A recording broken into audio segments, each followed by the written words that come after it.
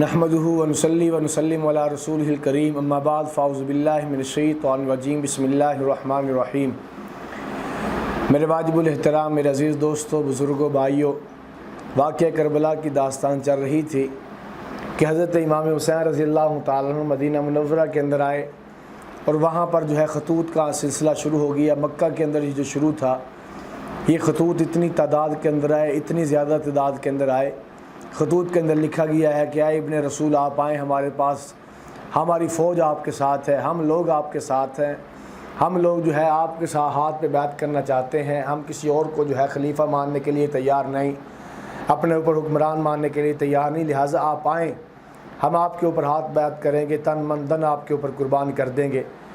اب ادھر سے وہ 2000 کا قافلہ بھی ادھر آ رہا ہے مدینہ منورہ کی طرف۔ حضرت امام حسین رضی اللہ تعالیٰ عنہ حضرت عبداللہ بن زبیر سے کہا کہ کیا خیال ہے آپ کا، آپ جانا چاہیے کربلا میں؟ حضرت عبداللہ بن زبیر نے فرمایا کہ دیکھو مکہ کے اندر یہ حدود حرم ہے، یہاں پہ ہم محفوظ ہیں، یہاں پہ کافر بھی حملہ نہیں کرتا، تو لہٰذا یہاں پہ ہم ممنونہ، ہم یہیں پہ رہیں اور یہاں پہ بیٹھ کے ہم اپنی بات کرتے ہیں۔ عبداللہ بن زبیر یہ حضرت زبیر رضی اللہ تعالیٰ عنہ کے بیٹے ہیں، یہ حضرت زبیر حضرت اسما کے بیٹے ہیں۔ حضرت اسما سیدنا ابو بکر صدیق رضی اللہ تعالیٰ عنہ کی بیٹی ہے، جو جس وقت اللہ کے نبی نے ہجرت کی تھی، وہ غار کے اندر جا کے دونوں بات حضور علیہ السلام اور حضرت ابو بکر صدیق دونوں غار کے اندر بیٹھے ہوئے تھے، تو یہی تھی جو پیچھے کھانا پہنچاتی تھی اور جا کے ان کی مشرکین مکہ کی ساری خبریں دیا کرتی تھی۔ تو ان کے بیٹے تھے زبیر، ان کے بیٹے حضرت عبداللہ تھے آگے۔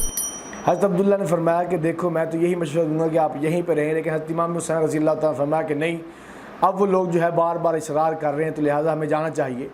تو حضرت عبداللہ بن زبیر نے کہا اگر آپ نے جانا ہی ہے تو پھر آپ اس طرح کریں، ایک آدمی کو بھیجیں، کیونکہ کوفے والے جو ہیں وہ لوگ ایسے ہیں، انہوں نے آپ کے والد کے ساتھ وفا نہیں کی، آپ کے بڑے بھائی حسن کے ساتھ وفا نہیں کی، تو لہٰذا آپ اس طرح کریں، اپنا ایک نمائندہ بھیجیں، اس نمائندے کے جا کے ذریعے اس کی ساری حالات معلوم کریں کہ وہ لوگ کیا کہہ رہے ہیں، جو کہہ رہے ہیں واقعتاً اس کے اوپر پورے بھی اتریں گے یا نہیں اتریں گے۔ تو انہوں نے کہا ٹھیک ہے۔ انہوں نے مسلم بن عقیل کو ان کو جو ہے تیار کیا کہ آپ جائیں وہاں پہ جا کے جو ہے حالات معلوم کریں۔ یہ مسلم حضرت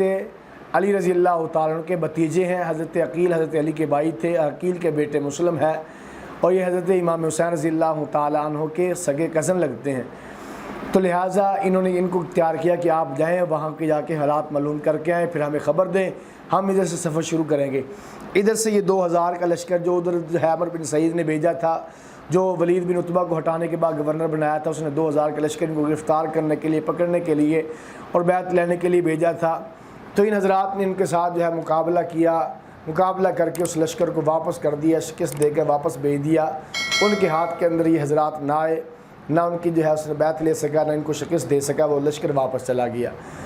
اب ادھر جو مسلم بن عقیل کوفے کے اندر پہنچتے ہیں، وہاں پہ جا کے انہوں نے کیا، وہاں پہ پہنچنے کی دیر تھی کہ لوگوں نے جو ہے ان کو ہاتھوں پہ اٹھایا،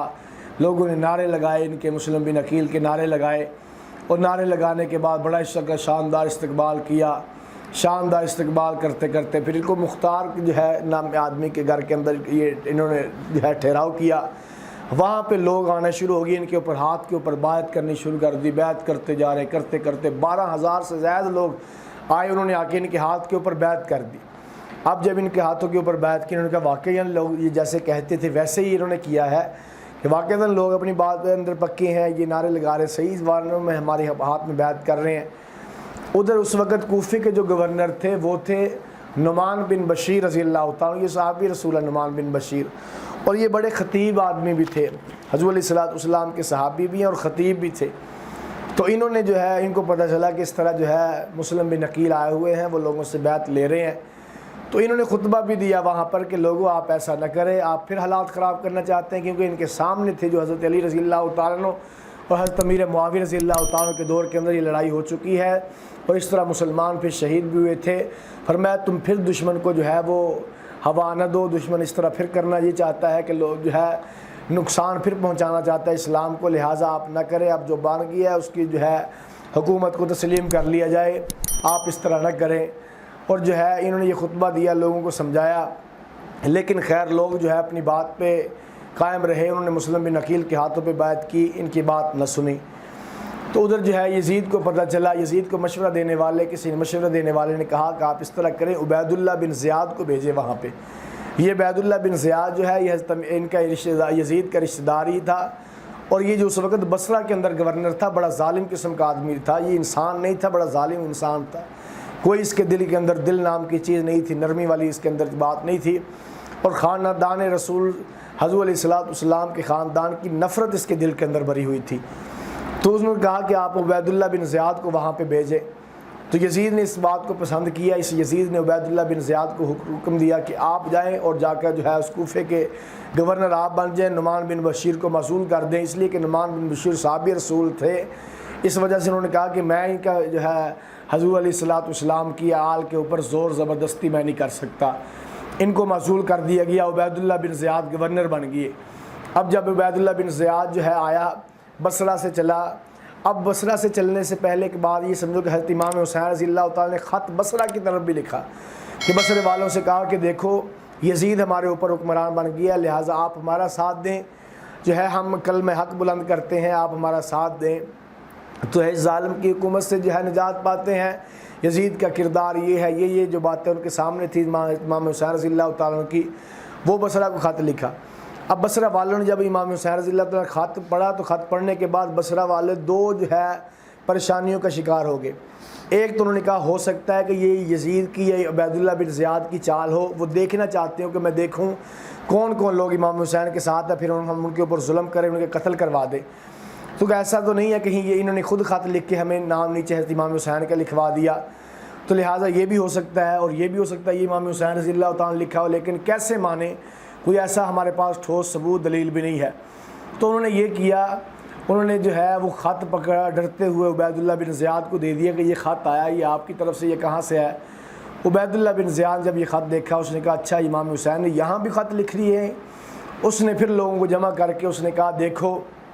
لوگوں کو، اس نے کہا میں جا رہا ہوں یہاں پہ کوفے کے اندر گورنر بننے کے لیے، میں جا رہا ہوں، پیچھے میرا بھائی ہوگا، میرا چھوٹا بھائی، اسے میں گورنر بن کے اگر تم میں سے کسی نے جو ہے کوئی ایسی حرکت کی، جو ہے اس نے ہم سے غداری کرنے کی کوشش کی، تو پھر ان کے ساتھ میں نمٹوں گا، اور تم مجھے جانتے ہو۔ یہ دھمکی اس نے دی، دھمکی دینے کے بعد یہ بس کوفے کی طرف چلا گیا۔ اب جب یہ کوفے کی طرف چلا گیا، ادھر مسلم بن عقیل نے خط امام حسین کو لکھ دیا تھا کہ آپ آ جائیں، یہاں کے حالات ٹھیک ہے۔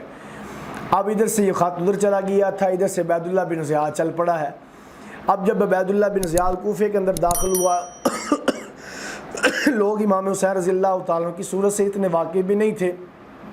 تو یہ بڑا جبہ کبا پہن کے جب داخل ہوا، لوگوں نے کہا یہی امام حسین رضی اللہ تعالیٰ عنہ ہے۔